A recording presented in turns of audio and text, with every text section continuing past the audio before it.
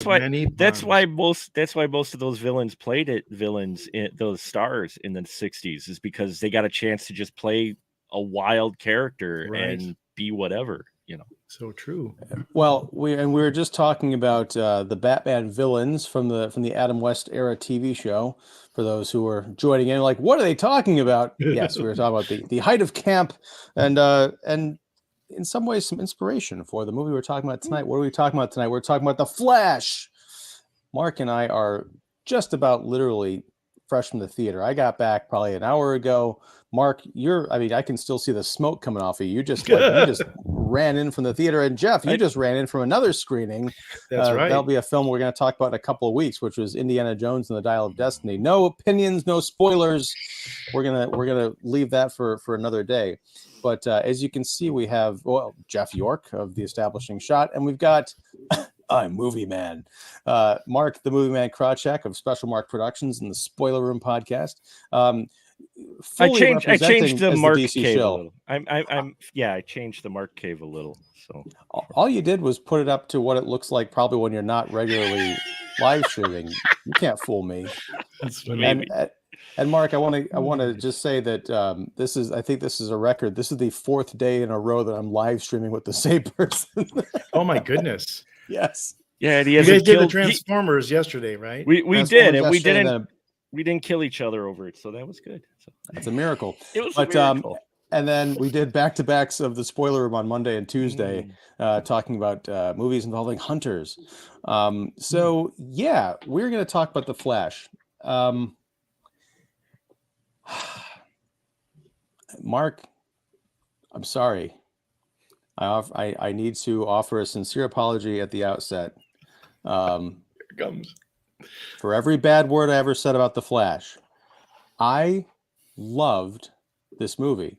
Now, it's got a lot of problems. It does.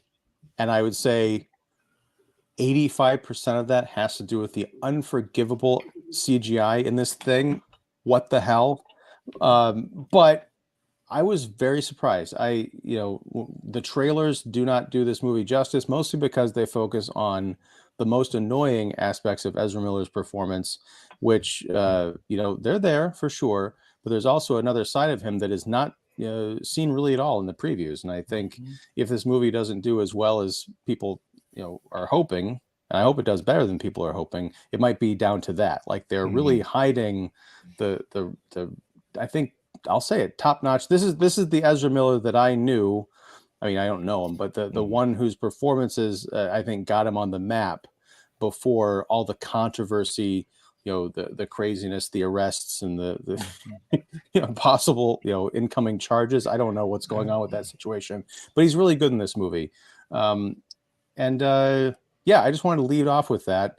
My judgments got the better of me. I think I need to jump on the Shanahan bandwagon of no trailers so that I can go into films without judgments.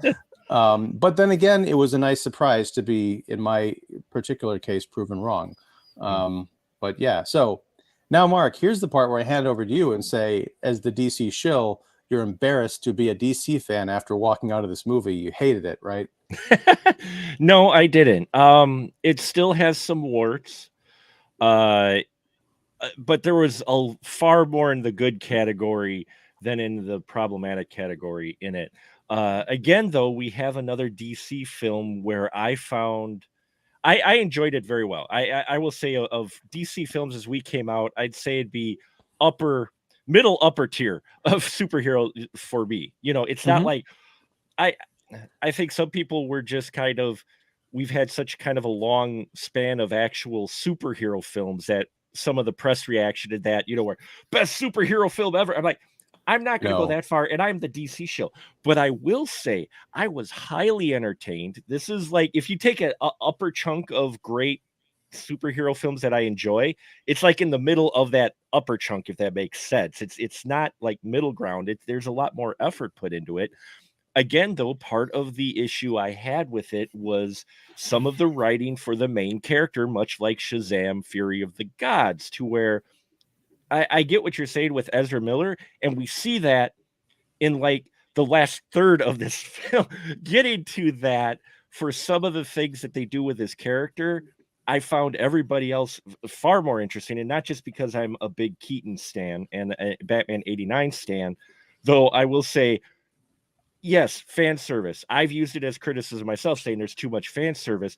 This is the Batman sequel that the fans really who love 89 and Returns. This is we get the Batman we've wanted after Returns. This is Keaton, fell into it. This made me want to have a Supergirl film. I love the Supergirl aspect of it. Flash, for most of it, was moving the story along. But in all honesty, I've even being the DC shill and even enjoying the Snyderverse, the Justice League, Batman v Superman, I will defend that film. I will say that Ezra as the Flash has always been kind of the weakest link in those. And I don't know if it's because writers don't know exactly how to write him, because even the TV show fell into a rinse, wash, repeat after a while. There could have been a lot of now they do a lot of crazy things in here, and some of the bad CGI is bad CGI. Some of it I liked it because they used it as a style to represent, when we get into it later. Not doing the spoilers right now, but for when we get into it later, they used it for part of it. But overall, no, I was highly entertained, and it was like I was happy with what they did with the surprise cameos. And the very end, I think my buddy Jim said it best too, and my son agreed with it. And he dislikes Batman v Superman. They give me crap for enjoying Batman v Superman for years, okay? Sure. But even they said the introduction to the concept of the multiverse was probably handled here better than Marvel handled it. And even time, in a way, it was handled better than Marvel had handled it. So that surprised me. That's unprompted. They just said that they threw that out there, and I'm like, yes, it actually was represented, I think, far better here in many ways. Oh yeah, I agree. And we'll get into all that. And thank you for reminding me that I meant to set this up, but I want to get high level non-spoiler opinions, because this is literally opening Thursday, so a lot of people haven't had a chance to see it. We are going to talk about spoilers in the next, we'll get to it relatively soon. But Jeff, you saw this movie, was it last week? You saw it with the press, yes, right? Yes, that's right. Yeah, it might have been a week before that, actually, now that I think about it. But they all start to blend together those weeks. So you've had a chance to sit with it, to think about it. If you have thought about it, I don't know. Feel free to deflate balloons, because I know this isn't everybody's cup of tea. I didn't expect to enjoy this movie at all. But yeah, what did you think of The Flash? High level, no spoilers. Yeah. I enjoyed it too. I mean, I think that there are some things they do incredibly well and are so valuable in it, that are very entertaining, very thought-provoking, very intelligent choices, very meaningful and emotional choices that I think move an audience. Some of the things they do, I think, are a little bit familiar and maybe require a certain acquired taste. I was a big fan of the TV Flash, so for me, Ezra Miller was always going to be a little bit too neurotic and maybe a little irritating versus the television Flash of Grant Gustin, who I think was very charming and kind of effortlessly appealing. But I had a little trouble with Levi in the Shazam stuff too. He just pushes it a little hard. And I know they're trying to do the sort of Robert Downey Jr. thing, but Robert Downey Jr. can push a little to irritation as well. However, having said that, I think it's a good story. I think there's a lot of good action in it. I think there are definite stakes, which feel meaningful here. I think in some respects it is hurt by things that don't really have anything to do with what shows up on screen. I mean, obviously they're following a couple of weeks after the new Spider-Verse thing, which is multiverse storytelling as well. And this one really leans into that hard. So, you're competing with that, whether you want to or not, but it's not fair to this film to make too much of that.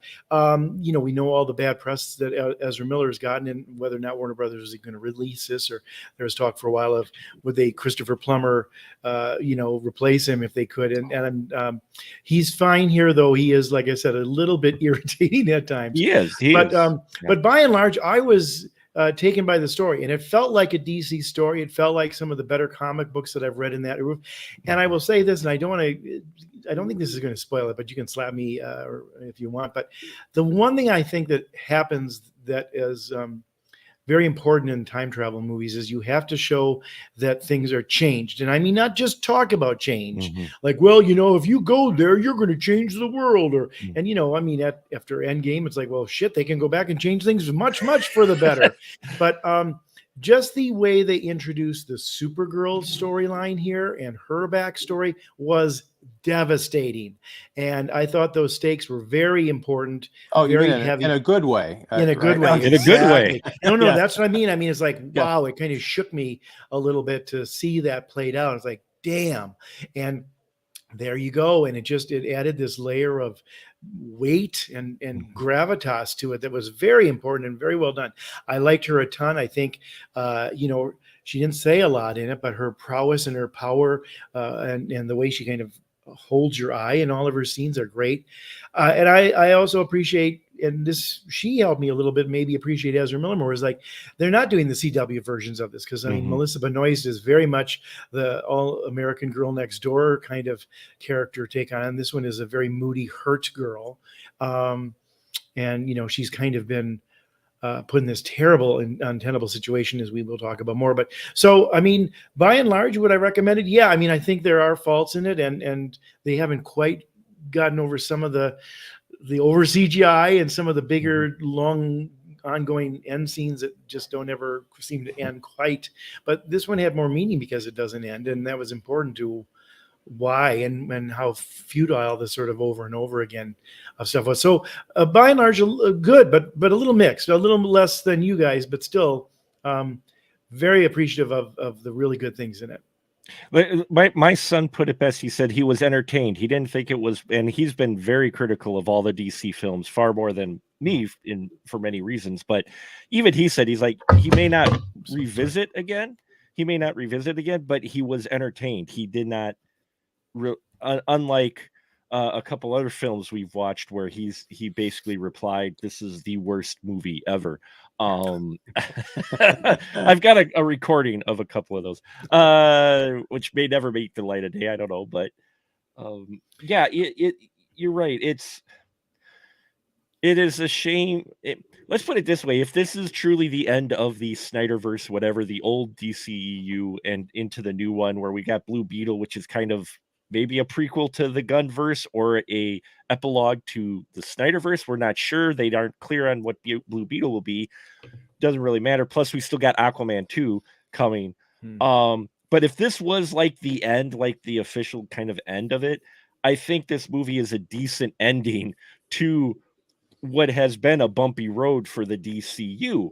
Again, not top tier, maybe Marvel film for many people, but for me, I'm like, this was far more entertaining than I thought. The story was far more coherent. I am impressed that they actually went to some places that are difficult to go to on screen, easy on comic book, hard to interpret on screen. And they actually went there, which surprised me in a good way.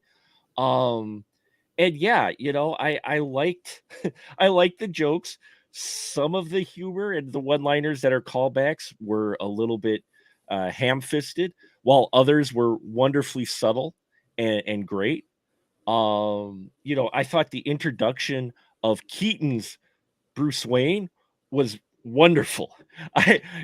And part of the reason is because it's older Bruce Wayne, so you're like, well, how are they going to handle it? And he shows up not like you expect, more like Hermit, but he still has the skills. He's a little rough, but he still has the skills, even if he hasn't been Batman for a while. And I like that setup because it made it believable later when he's getting into the action scenes. It reminded me a little bit of Batman Beyond, the very first cartoon version that they did after the famous and legendary Batman animated series, where Bruce Wayne was older and that was also in The Dark Knight, the way it was originally written too, where he's older and wiser, a little angrier, a little bit more disgruntled and grittier. I have to say, again, I don't profess to tell James Gunn his business, but I think they actually set up a pretty good franchise here if they just want to keep it as a lone. I think Mm-hmm. to your point, Mark, we always sort of think about this as the DC universe of it has to incorporate, the Justice League. Right. But my argument would be with this one, I think it's good enough that they set up their own franchise very well here. And if they keep Ezra Miller, I think you just have to maybe dial back a little bit of how neurotic he gets. Yeah. And maybe part of that comes with more age and experience, and he's been through this now. But I think the way they set up his kind of problem existing in the real world and need to eat and some of that stuff was very funny, and what he can do. And there's a humor and audacity to some of the action sequences. Dare I say it, that first one where he's catching babies that are falling out of a crumbling hospital wing. Holy shit. I mean, and they bring it back at the end. It's like, you thought that was long forgotten. No, let's throw those babies in the air again. It's like the world according to Garb, except they're like, am I going to die? Am I going to fall? I think if Gunn wanted to, he could just say, we're going to have the Flash be its own kind of thing. Maybe it'll come back to the Justice League, but this one maybe is good enough to leave alone. And I might have done a nice job of setting up a Supergirl storyline too. Yeah. And there is, as part of the roadmap for the new DC, EU under Gunn, and we're not going to see this for many years. Yeah. Because the next, I guess, the big debut is going to be Superman Legacy, in 2025. Right. But there is a Supergirl movie planned. However, I don't know that it would be. What's the name of this actress? Sasha Calle. Mm-hmm. Yeah, Sasha Calle. Yeah. I don't know that it's necessarily going to be her. Plus, from what I'd read, it's based on a comic that is somewhat recent, but it is sort of an embittered, world-weary Supergirl. I don't necessarily feel like I need to see that, because I feel like we get just enough of that in this movie, and it works, perfectly well for what it is, because she doesn't stay, embittered and right. Gruff and everything throughout the film. She actually has, for the limited screen time she has a really beautiful arc that I think encapsulates. It gets right some of the stuff that Snyder tried to do in his movies, like, oh, we're going to bring back Superman, but he's going to be angry and evil. Doesn't really work. But in the case of Kara here, I think it really does. To that point, Ian, if I may interject, it reminds me of a lot of the stuff that DC did very well, and that is that they have the and I think this is what Snyder was after, though maybe it translated more in the physical environment around him. But I think there is sometimes these inner turmoil stories and these sort of inner angst and who these characters are and what they're doing, wrestling with these problems. You don't see that very much in the MCU. I mean, it's more or less like, well, we failed to get Thanos, and I should have gone for the head. Okay, great. And then Thor becomes overweight and kind of drunken because he's until he comes back. But here it reminded me a lot of the Superman and Batman and even Supergirl stories. Like, well, what do you do with those powers? And what if you were brought under the idea of doing some mission that failed? Or what if they kept you in a cell because you were sort of this exotic creature that they didn't know what to do with? Very similar to almost the idea of Area 51, and the aliens and stuff like that. I love that. And I thought that's the stuff that I remember reading in DC comics when I was growing up. There was always where you had these people who were thinking about their place in the world. And it was always a double-edged sword, I think, being a superhero, where, you did a lot of great stuff, but then you also had this kind of price to pay in the mantle of it. I think, listening to you talk about it now, I thought of an alternate version of this movie I think could have played even better, and maybe would have helped replace some of this unfortunate Miller business as far as him kind of hamming it up with something a bit more impactful. Because I like Kara's story. Yeah, the idea is she was sent to Earth from a dying Krypton to protect a young Kal-El because she's older. His pod never made it. It's intercepted by Zod, and horrible things happen off screen. But she's instead of landing in Kansas, she lands in Siberia essentially, or somewhere, and is taken custody by the Russians and put into an underground bunker that's got like layers upon layers to keep her in there, away from the sun. that's a great illustration of something I think as comics fans we kind of take for granted.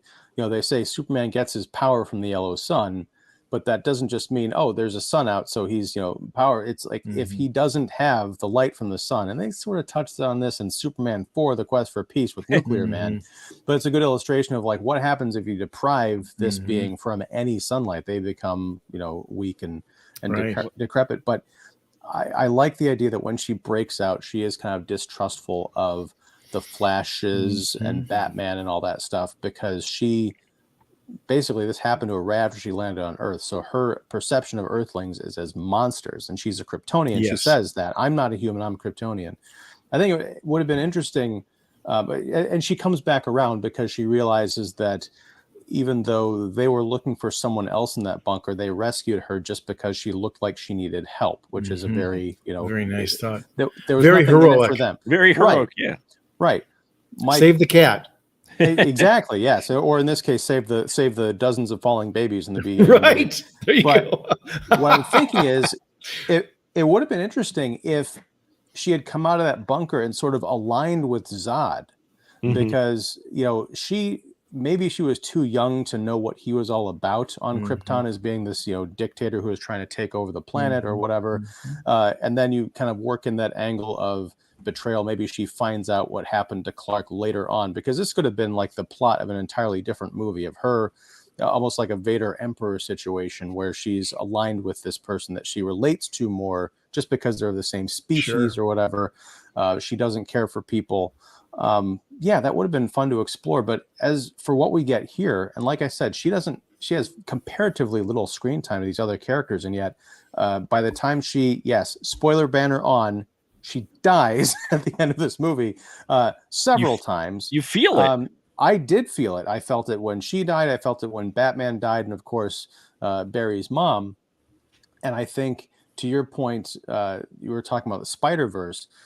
We had a couple of weeks ago, they were talking about these inflection points or whatever. I keep forgetting the name of it, but essentially these fixed points in time that have to occur no matter what reality you're in. I think that was wonderfully illustrated here, because they keep trying to Groundhog Day it and go back and save their friends in this horrible battle with Zod, in which Zod wins, and Barry realizes that in this reality Earth is destroyed by the Kryptonians. And that's something that Miles Morales faced in Across the Spider-Verse, and led to the big cliffhanger, which was everyone was telling him, no, these fixed points in time cannot be altered. And he's like, screw that, I'm going to go save my dad. And we find out at the end of Across the Spider-Verse that maybe there is no saving him. They might resolve it a little neater in Beyond the Spider-Verse, but if they go the route that the Flash goes, he might be in for some nasty surprises. I'm all there for it. I was surprised by how mature and dark this movie was towards the end. Even though it has kind of a silly, happy ending, there is some real ideas that these characters can be defeated. And in some realities, there is no, the coffin is lowered into the ground, but there's like dust levitating off of it. So Superman's going to be back. Everything's going to be okay. For some folks, things are not going to be okay. And that was really neat. Well, yeah, they just had that in here. I think it goes with what Jeff, you were saying with stakes. You have stakes. You wonder how it's going to go, because when you see Kara just lay waste to some Russian soldiers, which was fun to watch. I'll admit, I love that scene where she just like she got her son, and she's just like, she does most of the work, but there's still stakes when you show that they kill. And I was happy when they got into the Groundhog Day bit, to where, whatever you guys do is not going to save these two characters who, while they had limited screen time and their names not in the title, you feel for, especially for Kara. You're right.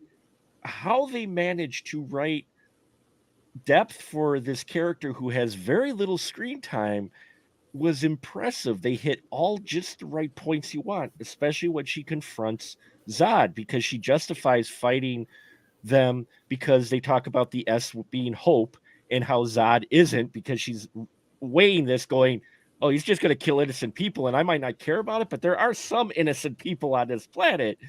Well, and also the idea that there's also the idea that, the Kryptonians were a noble, hopeful people, and she Right. says something Right. like, you know, we may be from the same planet, but you know, he's no not Kryptonian, or He's no Krypton, right. we may be Kryptonians, but we're not the same kind of person or Right. whatever. Yeah, Right. Yeah. really nice. And what clinched it for me with her character and how I was like, wow, they actually took time with her, was the whole confrontation between her and Zod when she plows her way and she meets up and she asks what happened to Kal-El.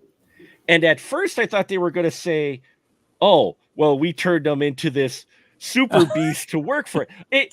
And here comes evil Henry Havel out of the ship. Yeah, Tell me it didn't run across your mind, as because they were drawing it out a bit. Mm-hmm. You're like, wait, is he going to show up and then she's going to have to fight like mutant, bad Kal-El? No, Zod just comes out and goes, yeah, the infant didn't survive the process, and her whole mission was to protect Mm-hmm. Cal. And here she's thinking maybe he's still living as Clark somewhere. So when she gets that confirmation, I just loved that scene. I'm watching the scene going, that is a really wonderful scene. What's it? Where'd that come from?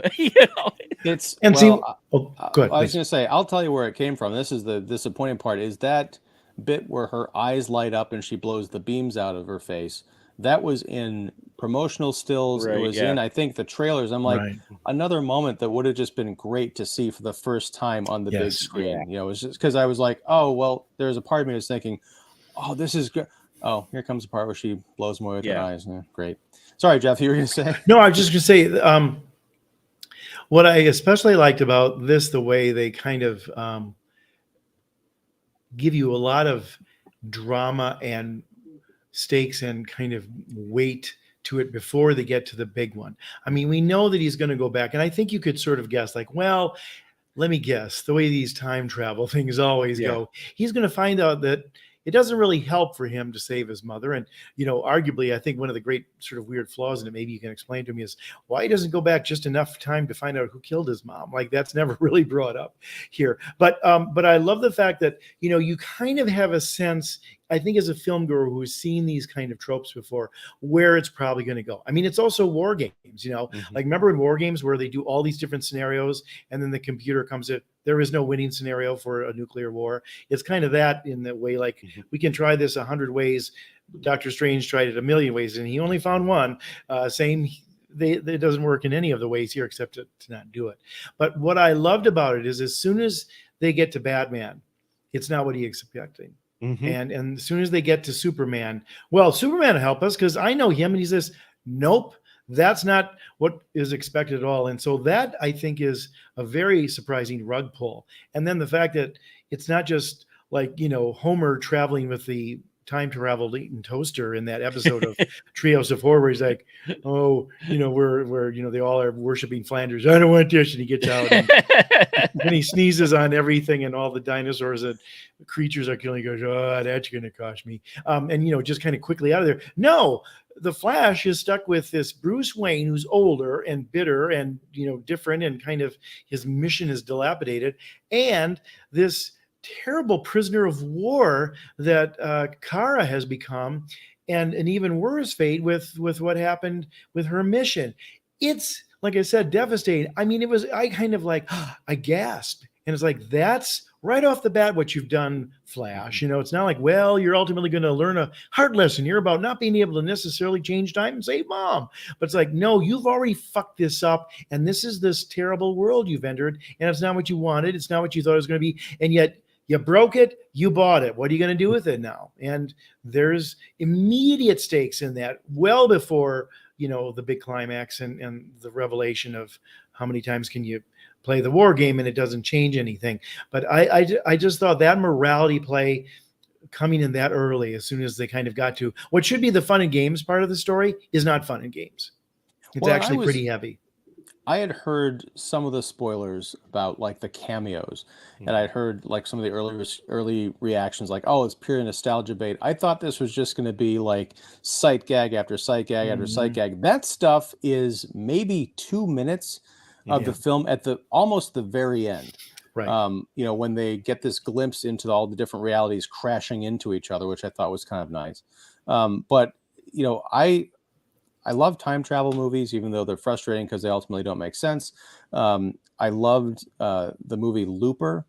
Yes. The scene Yes. where Bruce Willis is explaining time travel to a young Joseph Gordon-Levitt, and he's like talking about essentially don't bother because we're just going to sit here all day, like, you know, playing with straws.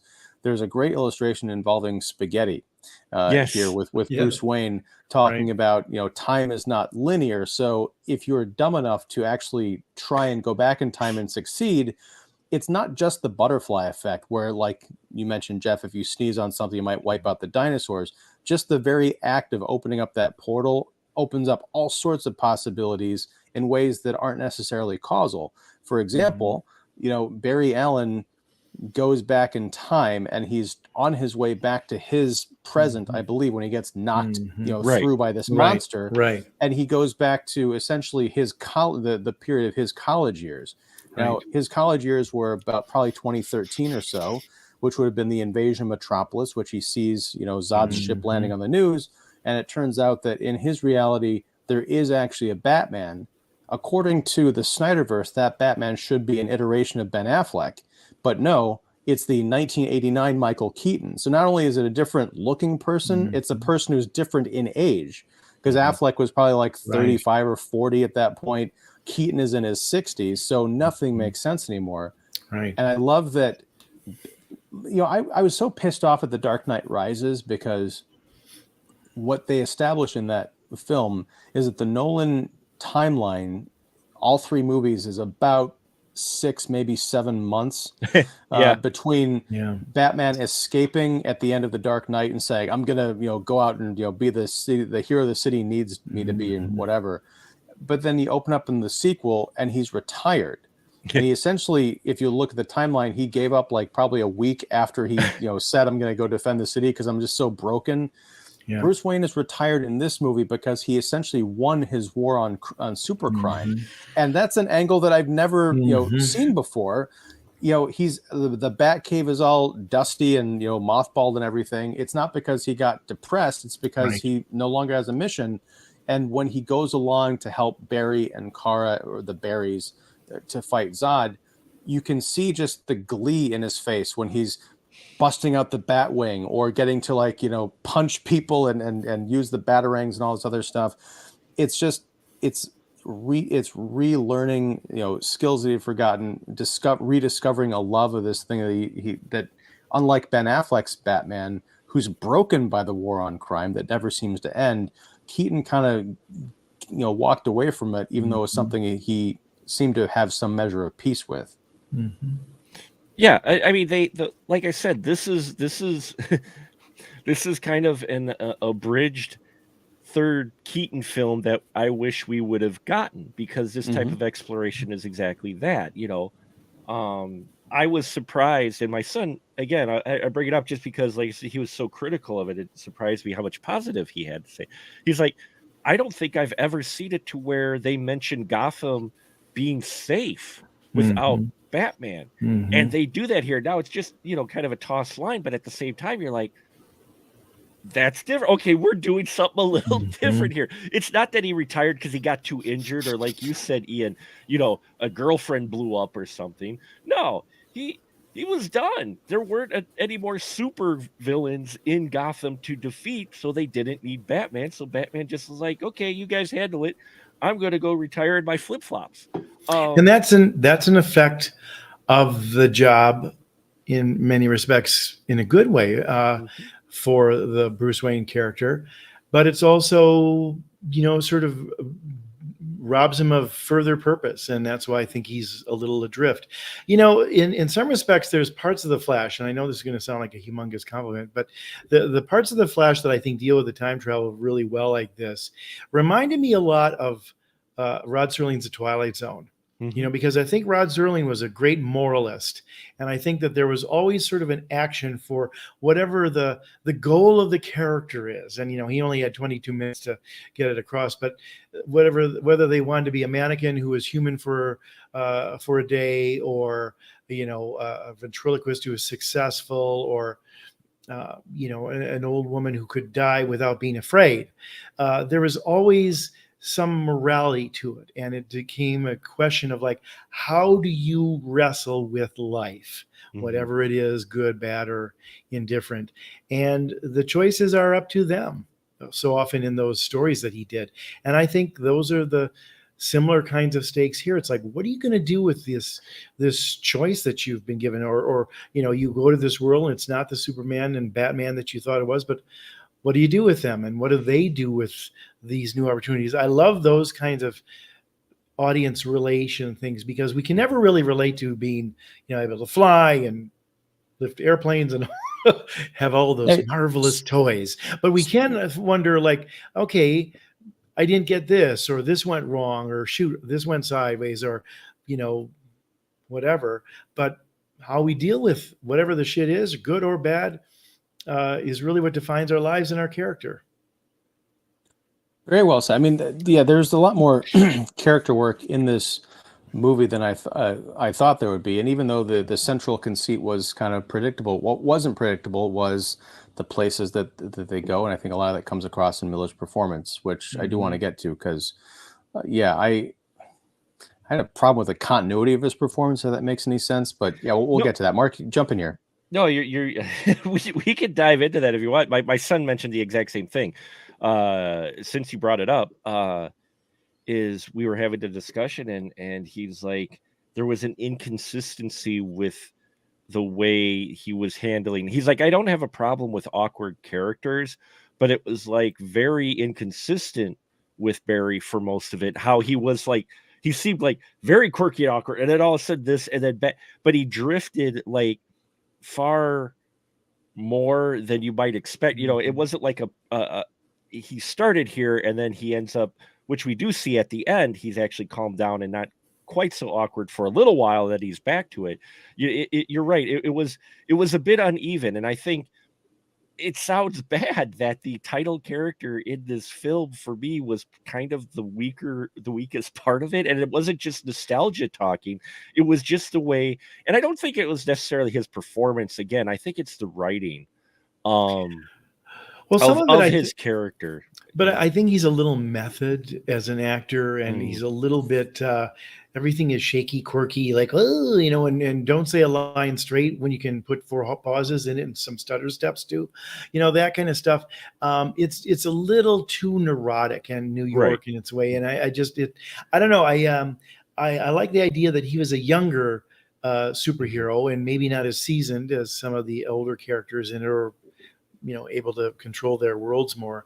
And I think he comes off pretty good in the first one, where it's like, he's kind of like called to clean up the crap, where's Bruce when Wonder Woman's not available either? Great, here I go. And he's hungry and he hasn't had his breakfast, and the guy's droning on at the Starbucks or whatever.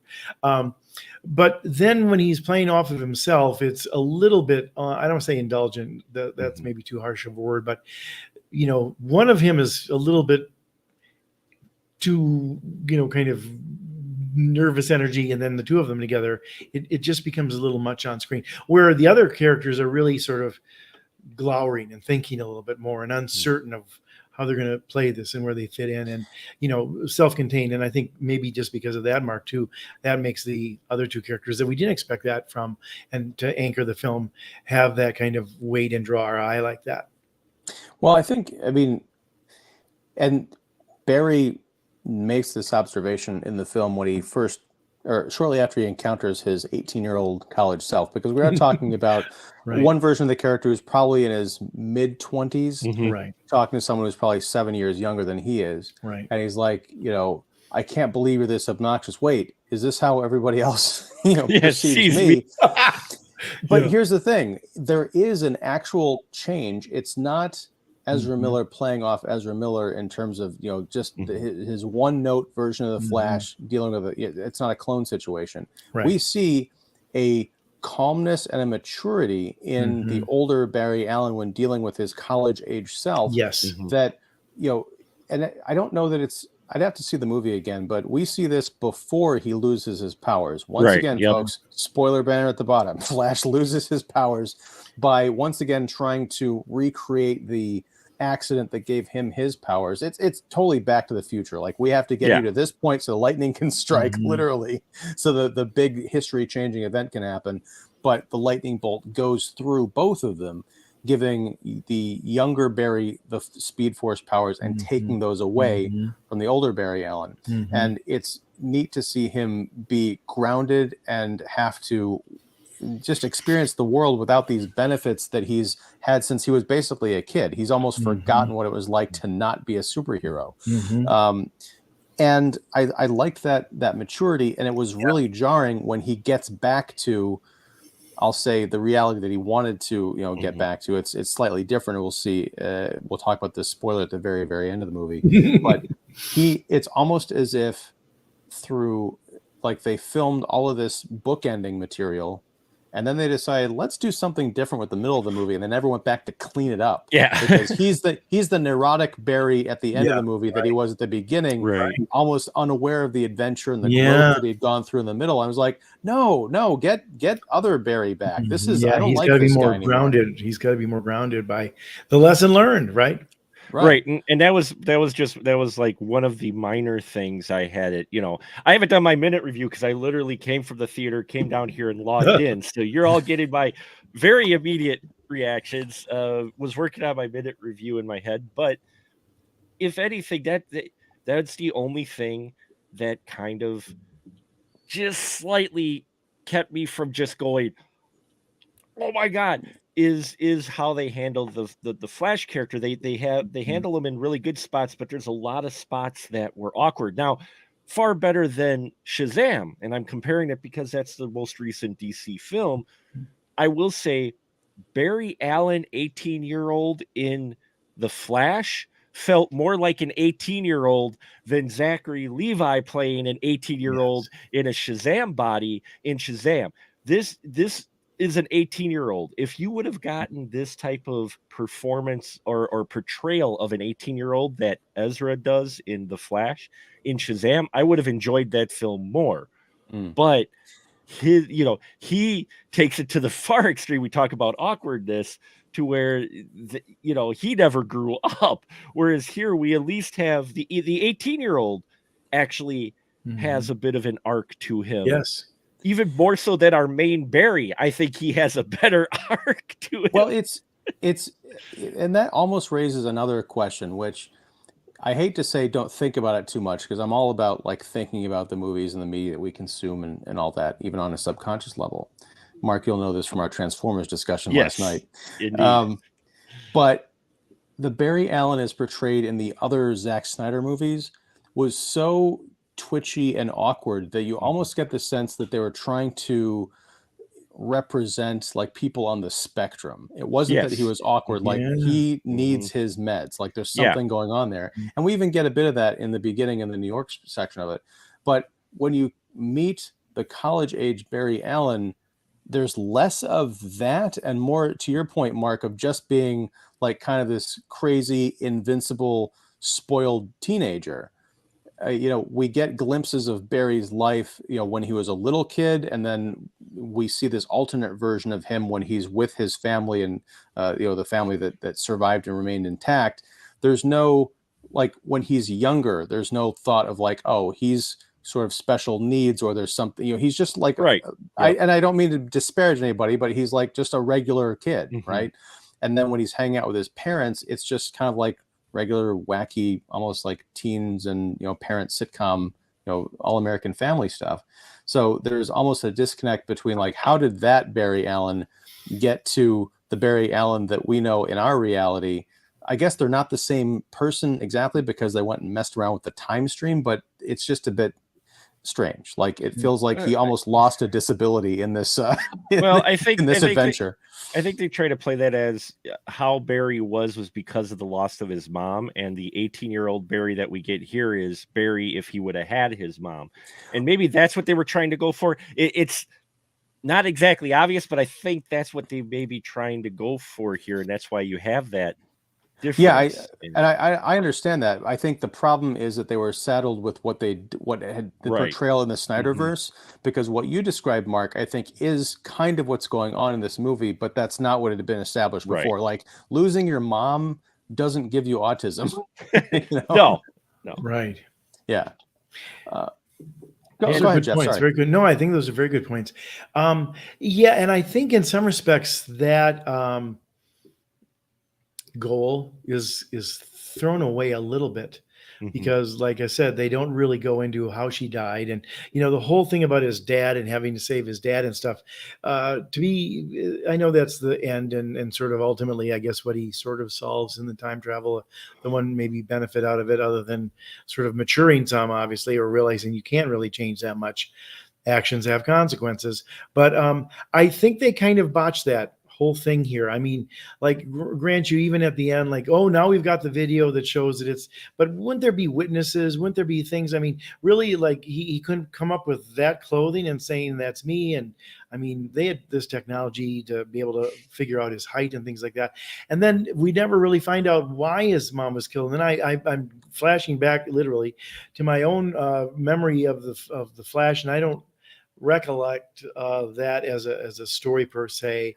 And then they never really kind of come back to it. And it kind of, I kept thinking of that part of the film as one of those, honest trailers that they would do on YouTube, like, yeah, well, let's see, we time travel. All we need to do is time travel back about 10 minutes earlier, find out who killed his mom, and the whole movie would be done. But well, I guess we don't want to do that. I mean, it's one of those things where, like, do we lose a track of the whole purpose of this? Or, I mean, ultimately, it's not, I want to save mom, but if you can't save mom, can you at least find out how she died or who killed her? What happened there? I couldn't believe they end the film with that not really being resolved. And I'm scratching my head going, did I miss something or what's going on? Well, there is, I'm there with you, Jeff. But it's partially because from what I understand, there is a script for Flash 2. Whether or not they're going to do anything with it depends, I think, on box office, depends on Ezra Miller's, culpability in a court of law, depends on the writer's strike, all this other stuff. But it is a very obvious gaping hole that, in one sense, I'm glad they didn't go down this route. And because I think in one of the versions of the comics, I'm not as familiar with Flash. In fact, I think the only thing I've really read is the first part of the Flashpoint story, which this movie borrows heavily from, down to, the electric chair giving him back his powers and all this other stuff. But in one version of the story, it's Yellow Flash, or Reverse Flash. Reverse Flash, yeah. Who kills Barry's mom.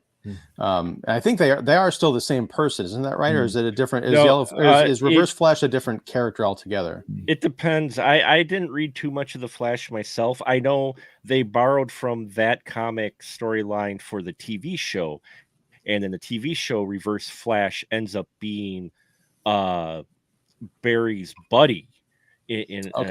That's right. Who ends up being his mentor, basically. So the Reverse Flash is someone he knows. It's not him. I'm not sure in the comics if Reverse Flash was him. I don't think he was either. He was just another speedster who in some way, because the Flash in general, dealing with the Speed Force, you get into timey-wimey, alternate. It can get very like spaghetti. I mean, the spaghetti analogy was fantastic in here. With the sauce dumping on the top of it, yeah. I don't think I've ever seen multiverse described with pasta, but it worked. It made sense. I wanted them to cut to Walter Matthau picking up the plate of linguine from the movie version of The Odd Couple and tossing it against the kitchen wall and saying to Felix, "Now it's garbage." Yeah. I'm sure there'll be memes about that movie, or about this movie using that at some point, because there's going to be people hating Lady on and this the movie. Tramp and all kinds of Gordon Ramsay. Oh my God, it'll be endless. But step forward, Batman. And I thought they were Italian pasta. And I thought maybe that's where they were going with this at the end, and was that, and it was a point in our discussion when I was talking with the folks who saw it with afterwards, that it would have been interesting had they brought in Reverse Flash. I don't think it would have hurt the story anymore. I think fans of the Flash would have appreciated it, and they allude to it, though they don't call him that at the end when we find out who's the scary beast that pushed him out of the timeline before he was able to return. Which reveal, it's another Barry. Though, was it played by Eric Stoltz? Because I would have got a kick out of it if That would have been funny. old, scary Monster Flash would have been played by Eric Stoltz, because that was a wonderful running gag, which is a deep cut. Unless you know Back to the Future trivia, you don't understand. Just like the other cameo we get in here, which was just the audience literally clapped. I was in when we get the Nick Cage. Yes. Look, now we'll get to that in a second. I do want to finish up on this whole idea of the. Yeah, he's not called Reverse Flash in the movie. In fact, he looks almost like a combination of, Barry, teenage Barry, the comics accurate Doomsday, and then those terror bats from the Dark Side dimension, like mushed into one. Terror bats. Well, I thought maybe they were going to go with time wraiths, which are creatures that live in the Speed Force that go after people who change the timeline. That's an actual. I gotta go read some Flash comics. That sounds awesome. But no, I mean, I was kind of relieved, because I was expecting, okay, here's the big reveal where, evil Flash says, oh yeah, I went back and killed Mom because that had to happen. I liked it, or something like that. Or because there's this great moment where, because you're wondering when you're looking at this grotesque creature, and I called it early on, it's not that hard to figure out that this is probably a version of Ezra Miller's character.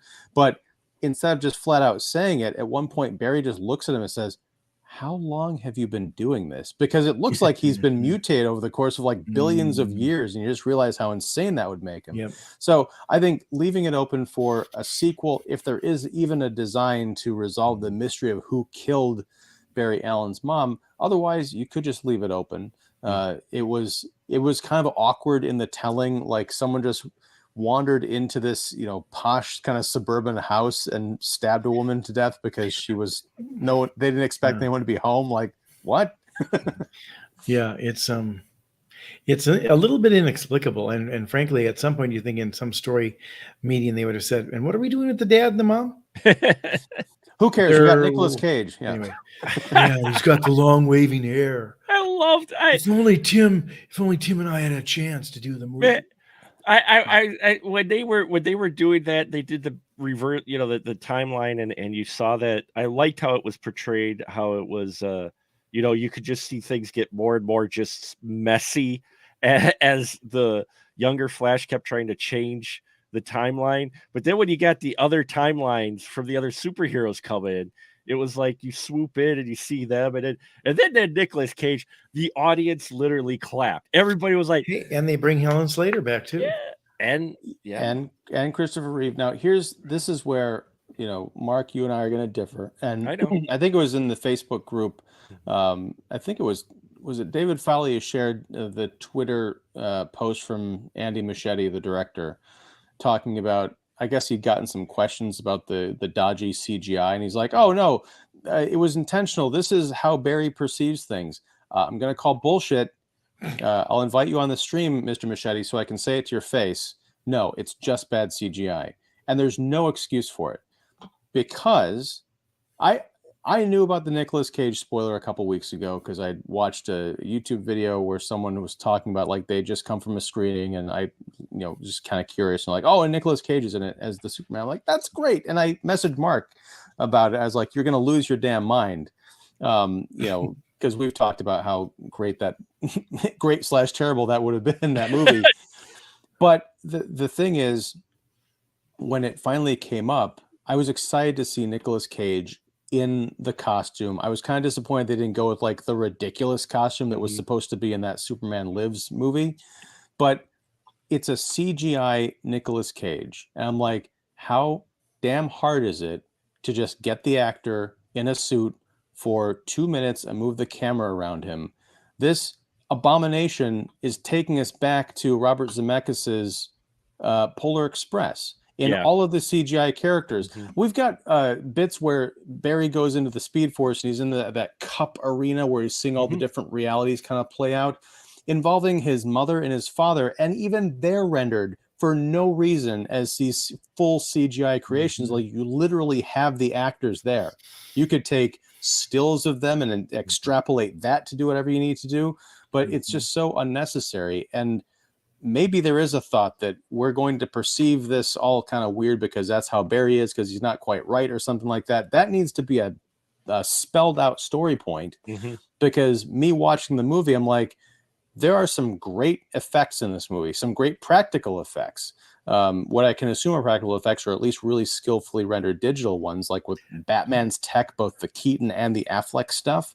You don't It's great. So question. to see this other stuff, I'm like, it's so uneven that it almost feels like they ran out of money, or maybe it's just a really bad deliberate choice. But as an audience member, I'm like, that's not Nicolas Cage. And the fact that it's a bad CGI rendering of him robbed me, even though I knew what was coming, of the thrill of seeing him in that kind of ridiculous moment fighting a spider. Sorry, Jeff, go ahead. No, I was just going to say, you're exactly right, Ian. In fact, I think it points to a couple of things. One is you can't get away with this sloppiness anymore. It's just unfucking acceptable. Pardon my French. I get so angry about it. It's like, because at first I kept thinking like, well, I mean, I know they use the same idea in the TV show Flash, but I like the way they show him running. And I think they actually seem to be filming Hill or Dale, even when he's going through New York. It doesn't look like, the old commercials or the old cartoons with, George Jetson flying past the same 5 skyscrapers, which we know is done because of money. Same here, though, but it's like they managed to make Ezra Miller act with himself in scene after scene after scene. We don't question it. And yet he's working against himself. And same with like Rachel Weisz in the recent Dead Ringers. They can do that so well. And then they botch this whole last segment of it when it's supposed to be devastating and impactful and all that. And you're sitting there going like, what are the All Kinds producing this? They cut corners. God damn it. It's like, come on, people. The Superman costume is green. And here we are with a bad CGI version. It looks like a bad video game from 20 years ago with Nicolas Cage. It's like, what, did you just take the bad photos from the fan art or something? But I don't understand that, especially when they spend the money to get all the Ezra Miller acting with himself look fantastic. Come on, guys. And here's a lesson for all these studios and Gunn as he's going to do this. If you can't do it well, find a different way to do it. Because, they could have done the whole repeating the cycles and all that kind of stuff without having to have, the AT&T logo with, all different kinds of rows of gladiator audiences, kind of bumping into each other. Find a different way to do it. Do it as a prism where it's moving around and every angle is a different version of somebody or somebody like that. But don't do it and then do it crappy. That would have almost been visually similar to what they did with What If, the Marvel animated show, which is much easier to sell because it's all animated. Yes, easier to do. I didn't mind the globes so much as a concept, and I think it was rendered pretty well. It's just that when you push into those globes and you see the reality playing out, like even when Nicolas Cage is fighting the giant spider, which is an in-joke on an in-joke, that looked really good. It's just when he defeats the spider and the camera does the swirl around to reveal that it's him, I'm like, oh, that's all a cartoon. It's not impressive. And the Christopher Reeve thing, when Helen Slater's character first flies in, I'm like, who's that dude? But when we get the full reveal of Christopher Reeve, I'm like, it looks like a nicely rendered, extracted 3D Alex Ross painting. And maybe that's partially because I know Christopher Reeve has been dead for 20 years or whatever. I don't know if younger audiences who don't have context would know that. Clips that they can put in there. Just how hard would that have been to? I don't get that. It just, I look at that stuff and I just go, I can't believe any artist worth his salt doing CGI would think that was acceptable. And if that director says, well, we meant to make it look, that's an unacceptable answer. Then you don't watch enough special effects, sir, because that is unacceptable. No, the first appearance of Reeves and Slater was rough. Then we come back to a second shot and it looked far better. It did. But it looked uneven. It was uneven because the first shot it did look a little janky, but the second shot, and it's the whole thing. We had this, sorry for repeating myself, but my son and I get into it. But we were talking about it. He mentioned, he's like, he is not for bringing back actors who have passed, bringing CGI versions of them back, because it still has not worked well for it, regardless of whether or not you know that person is passed away. They tried it in Rogue One. It didn't work. I'm sorry. Moff looked like a cutscene from a video game. You get that here with a lot of these. Now, don't get me wrong. I loved seeing it. And the fact that they even acknowledged Nicolas Cage as Superman, much less Nicolas Cage fighting a spider on a planet, is super. I love that they were aware of those jokes, but at the same time, you're right. It's not clean. It almost is the same thing that we talked about with Quantumania. How Quantumania, yes, supremely effects heavy, even more, about as more heavy effects heavy than this one because they're in a completely CGI world. But that CGI looked rough as well, and you're like, how are you doing this to where? And the only thing I could think of is either rush or money of some kind. Whereas then you look at a film like I'll say it, even though I know Ian despised the film. Transformers: Rise of the Beasts. Well, no, I will not knock that movie because of the effects. I mean, the CGI and the effects work in Rise of the Beasts is far superior than most of what's going on in this movie. Yeah, exactly. Yeah, exactly. The CGI in that film was really, considering your main characters are completely CGI, the CGI in that looked far better than anything DC or Marvel, as far as being clean and taken care of. And yeah, it would have been, if they weren't working effects shops to the bone and running these guys into the ground, I think the effects for a lot of these movies might have looked better and more polished. Not that it's really an excuse, but at the same time, it's just the speed they're cranking these films out, and then they keep messing with the films as well. It's like a metaphor for the Flash. It's the speed force and then messing with the force of nature. Exactly. George Lucas never learned that, or Disney has it. That's why you got McClunky, which at this point, do not watch episode 4 on Disney Plus ever, because you get to the scene with Solo and Greedo. It looks like someone on YouTube Pez dispensered Han Solo. It's like, what in the blue balls? You are Disney, and you leave it alone. But I think that's what you have here. I understand what he was going for. Maybe part of it is aesthetic, and I didn't mind it in the time arena or whatever you want to call it. I get that, to where it was supposed to look kind of more animated or whatever. That I get. That I didn't mind. It was when they were in other parts, not in that arena, that it looked rough and it didn't have to. Yeah. Can I just throw in one quick sort of tangent, but it's a very good one, I think, in some ways. I was always tickled by the year that Ex Machina won the Oscar for Best Visual Effects with a $16 million budget. And all of the other 4 nominees it was up against were 150 plus. And yet, if you think about it, the need to make Ava, the Alicia Vikander character, look totally believable with her see-through head and her body and all that. If there was one moment of that wasn't believable, the whole thing would have fallen apart. Because we have to believe that Domhnall Gleeson is thinking of her as a woman. He doesn't even see that, even though we can see it, and he can see it. And I just love the fact that, again, whether it's Alex Garland is a better artist, or he knew what his budget was and planned accordingly, but that film is impeccable looking. There isn't one moment in where you go, they cut the corner on that scene. And to me, when you're doing CGI, you have to spend the right amount of money, and you can't work these people to the bone. And if you're doing that, at some point you have to say, I need to revise the storyboard.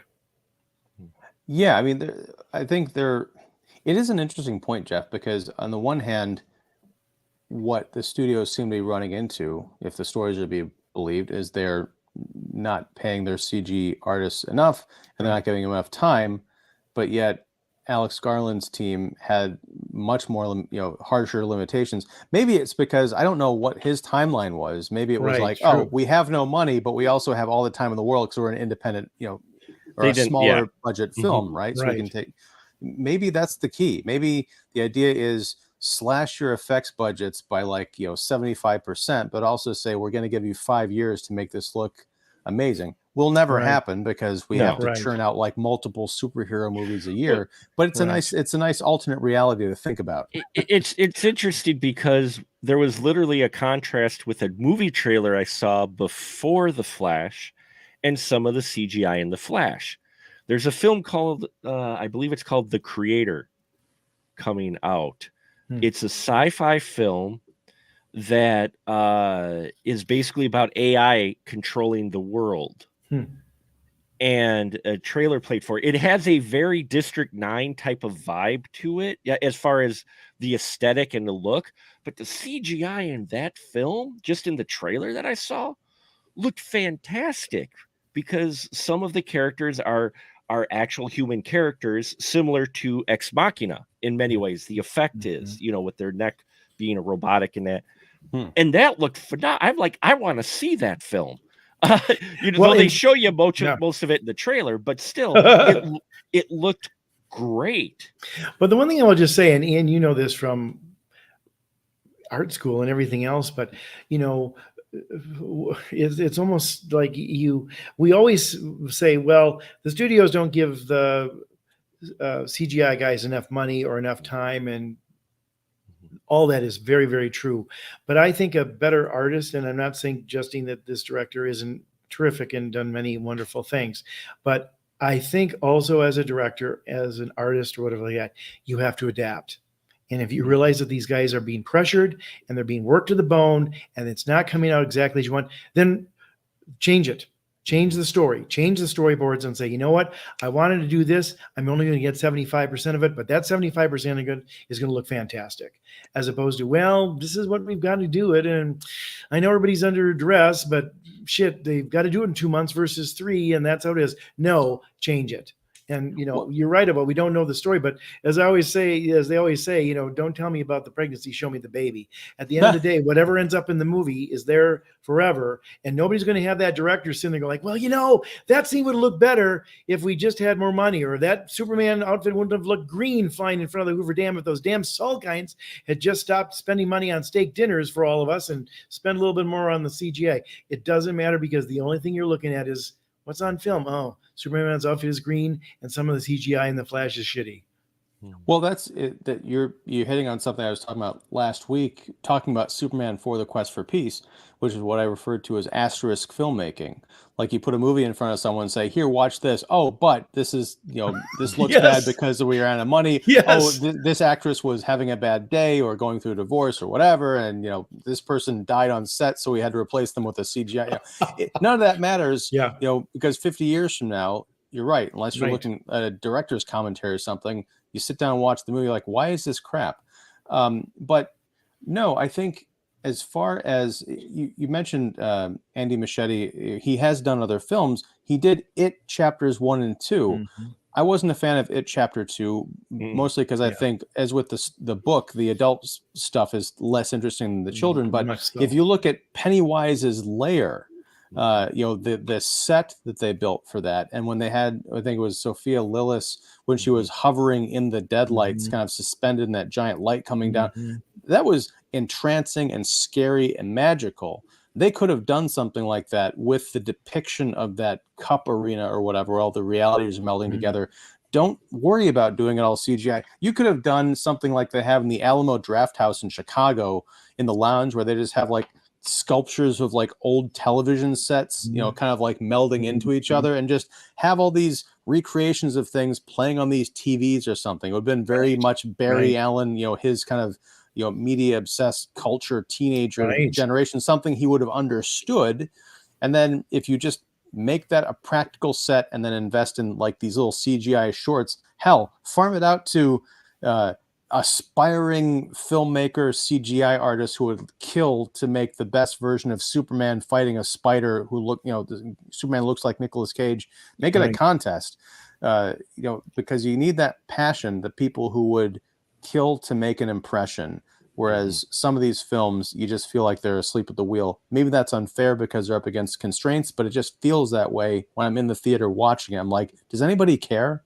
I don't know. It's hard to say. Well, the audience cares. To your Well, point, yeah. we're Yeah. sitting there going like, "Come on, guys!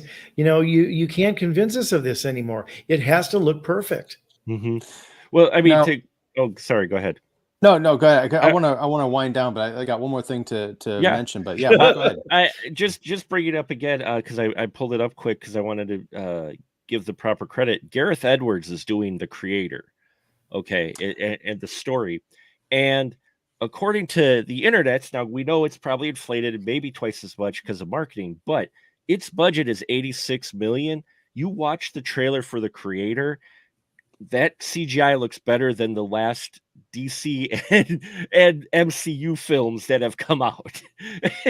And if you look at that CGI in the trailer, and it's made with $86 million, maybe 100 with the marketing if you look at it, because it's not getting that big of a push. But yeah, your guys' point exactly. Well, they've spent, untold hundreds of billions of dollars or millions of dollars, sorry, on this thing because it's been in production hell for so many, for so long. Quick bit of trivia. I don't know how the hell this happened, and I forgot to bring it up on the show last night. One of my criticisms for Transformers: Rise of the Beasts can be laid at the feet of writer Joby Harold, who also brought us the Star Wars abortion known as the Obi-Wan Kenobi TV series on Disney Plus. Strangely enough, Joby Harold also co-wrote The Flash. I don't know how that happened, but I guess lightning strikes twice or once. But no, the end of this movie, even though this cameo had been spoiled for me, the magnificence of this cameo could not have been spoiled at all. I am one of the few people who love the idea of George Clooney playing Bruce Wayne. Yes. And when I found out that he was going to be Batman in Batman and Robin back in the late 90s, because I was a big fan of ER and other stuff that he'd done, it's like, this is perfect. Yeah. But we unfortunately got the Joel Schumacher movie that we did. Yeah. When he shows up as Bruce Wayne at the end of this movie, because again, Barry thinks he's gone back to his reality, but his reality is now different because of everything else. I wanted to see a movie with this Bruce Wayne playing he's not the pretending to be an alcoholic playboy, that Christian Bale was. Right. He's not the, weird kind of neurotic that Keaton was, even though I love both of those portrayals. He seemed to be almost like he's having fun with it. Like he's the billionaire playboy by day and gruff, Dark Knight detective by night, no pun intended. But yeah, just that look, like when he shows up and Barry's like, now this is one of the things I'll lay at the feet of this film. The F-bomb. I know it's PG-13, but I was sitting next to my 6-year-old in the theater because these are comic book movies, right? On some levels, they're meant to be, for kids. And there are other kids, like little kids in the theater, when it's a great laugh line, but I was very self-conscious when Clooney shows up as Bruce Wayne and Barry says, "What the fuck is this?" It's like the second to last line in the movie of your superhero film, right? I mean, and he should have just been able to convey with a good expression, like, huh? Instead he has to make it a line. Or do the comedic, F-bomb cut where Bruce Wayne shows up and it's like, Barry, I've got a mission for you or something. And then Barry goes, "What the?" And then you cut to, title cards and credits, right? Or even, like Defa, which is kind of the sort of modern hip version of saying that, right? Yeah. You're right. It was kind of an unnecessary choice. But I'm watching this thinking, if there is a Flash 2, I would love to see George Clooney get a fair shake at playing the Dark Knight, because I don't think he's gotten that yet. I think they would be able to figure it out. Bruce Wayne was Batman, though, if he kept the beard. It looks good on him, right? It does, but he's not going to work under that cowl. It's like, no, that beard looks an awful lot like Bruce Wayne. Wait a minute. Yeah, unless it's fake. He rips it off when he puts the cowl on. That's part of his effect. It's all done with like sort of black to black it out, just like the flesh color around the eyes. I always for Batman and Robin, and again, I've had that discussion to where I've changed, I've matured. Yes, folks, you can change your opinion on movies over the years. Trust me, you can do that. I know it's shocking. Mark, you were 12 when you saw that movie. I hope your opinion would change. No, I wasn't. I was a little bit older than that, but when 14. Batman and Robin, when Batman and Robin came out, I was 18 or 20. So Okay, but not too much farther. No, but you're a kid at heart. Come well, on. there was a lot that happened in between. Anyway, but I always liked Clooney's Bruce Wayne. I didn't care for his Batman. And when you get to Batman Forever, I kind of like, for the few things I do enjoy about that film nowadays, revisiting it, I did like Kilmer's Batman more so than his Bruce Wayne. Just weighing the two Schumacher films. Not the one thing that I thought was wonderful in this, and I didn't know if Michael Keaton, he's very talented, but just being so separated from the character for so long, I didn't know if he would be able to click back in and give, oh, hey, that's Bruce Wayne. But he falls right back into Bruce Wayne, the way he, not just him being there, but the way he talked, his the way he approached things, and that he's a little mature Bruce Wayne, but he's still Bruce Wayne. His Bruce Wayne still felt like it was right pulled from the 80s. And mad props to the production design for replicating the kitchen pretty damn hard, the armor room from it, the library. Man, when they're walking through Wayne Manor, even though the outside is Batflex Wayne Manor, the inside, I am literally trying to hold myself in the seat going, oh my God, that's the kitchen. That's the library. And you know what? I'll bet there was an army of CGI artists like looking at the production designers being like, come on, guys. Yeah, and that they got perfect. Yes. But yeah, I mean, to your point, Mark, we didn't talk a lot about Keaton tonight, and we're not going to, because I don't want to keep everybody up crazy late. But yeah, his Batman in the 89 and 92 movies was very haunted. I mean, he was kind of eccentric, and there was a lightness in some aspects to his performance, right? It wasn't goofy, but it was not completely serious. What I liked about this older version of Bruce Wayne is he wasn't so haunted and ripped up by the death of his parents in the way Affleck was, because there are different points of their life. It's just nice to see that, as I mentioned, he kind of walked away from his war and crime because the battle was over in some respects. It seems like he had also kind of come to grips with, I'm just going to live in my house and, do my own thing. It's kind of unclear what happened to Alfred. There's a reference to the pen. Is that something from one of the Schumacher films with an inscription on it, or is that just something that they pulled out for this movie? I think couldn't they tell. just pulled it out for the movie. I don't remember a pen being that significant in the Schumacher films.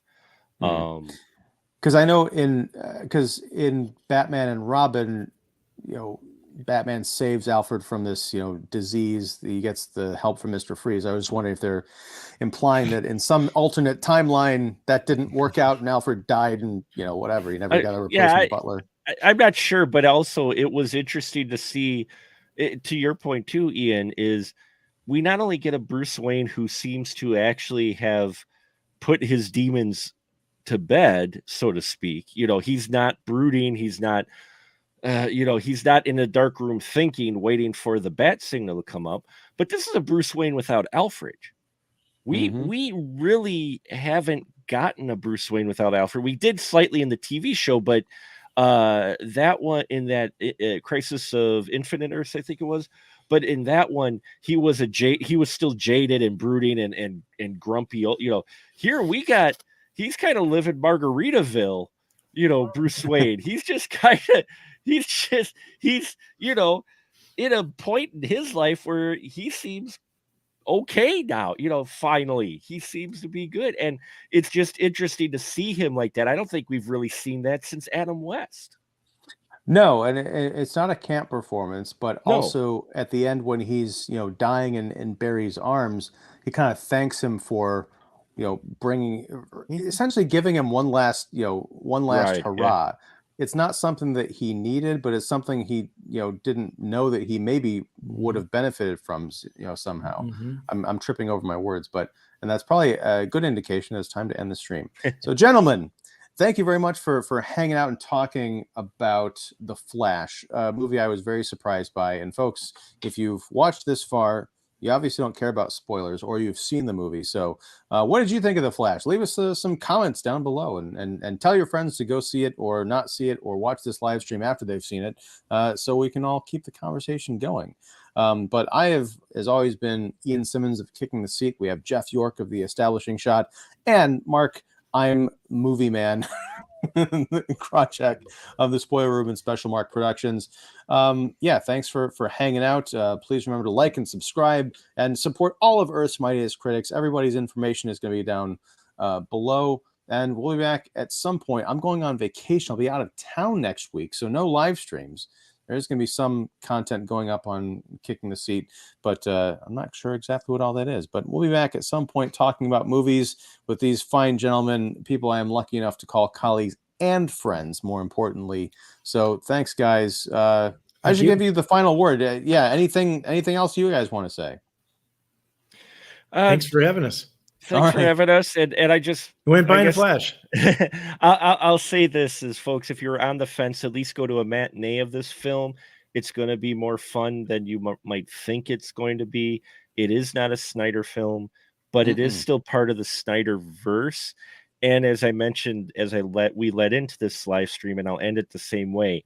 If this is truly the end of this storyline or whatever, even if they've got a Flash 2 script or whatever, if this is the end of the Snyderverse DCEU, it's going out on a pretty fun note and a pretty much higher note than you might have expected it to be after you got halfway through all the DC films. So I'd say stick with it. I think there's a lot of fun to be had. And yeah, enjoy all the bits of cameos, which we're still excited to see on screen. Man, I knew it was coming. I saw the trailer, and when he pulled the tarp off the Batmobile, I still was like, so. I was a little bit excited too, but that's a perfect way to end it. Yes, I say go see it. This is more in line with Shazam and Aquaman. Tonally than it is the inauspicious debut of this the Snyderverse. I almost said the Spider-Verse. Anyway, guys, I'm going to bed. Thanks everybody. Take care, and we'll catch you later.